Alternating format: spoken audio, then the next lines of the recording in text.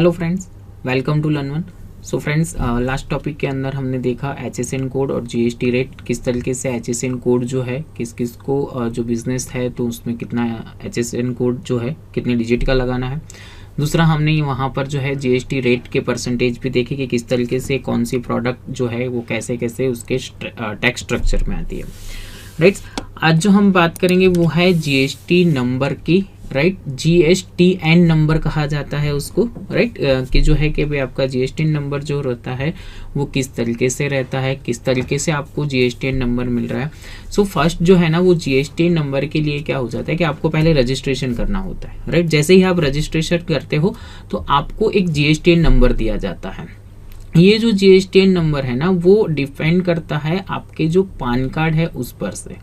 Right, यानी कि आपको जो GSTN नंबर मिल रहा है वो GSTN नंबर जो है वो क्या है, तो वो आइडेंटिफिकेशन नंबर है 15 डिजिट का, और वो आपके टोटल ही पान बेस का ही नंबर रहता है।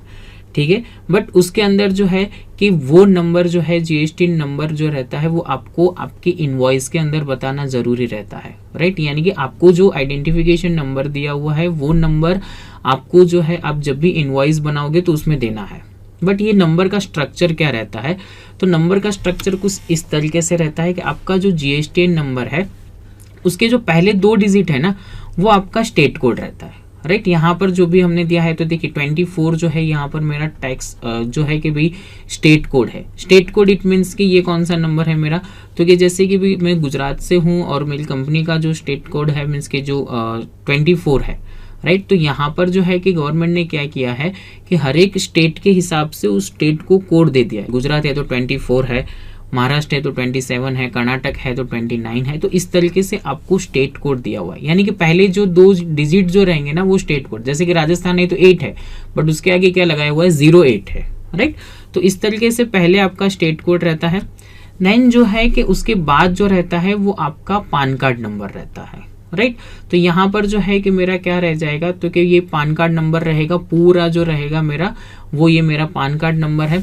उसके बाद जो है ये एक जो नंबर रहेगा वो क्या रहेगा कि ब्लैंक जो है वो कैप्ट रहता है। उसके बाद जो है कि एक जो रहेगा आपका दूसरा जो एक नंबर है वो 1ZI। तो 1ZI के अंदर क्या रहता है कि लास्ट जो है वो सम डिजिट भी हो सकते हैं, उसके अंदर कुछ जो Z जो है वो आपके यहाँ पर जो आपका बिजनेस का एंटायर बिजनेस टाइप्स किस तरीके से उस पर ये डिपेंड्स करता है।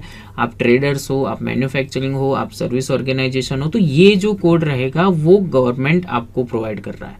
राइट, यानी कि पहले 2 जो है वो स्टेट कोड रहते हैं, फिर हमारा पान कार्ड नंबर रहता है, फिर जो है कि वो डिजिट जो पीछे से जो है कि 1ZI, तो वो इस तरीके से रहते हैं कि जिस तरीके से आपका टाइप्स ऑफ बिजनेस रहता है।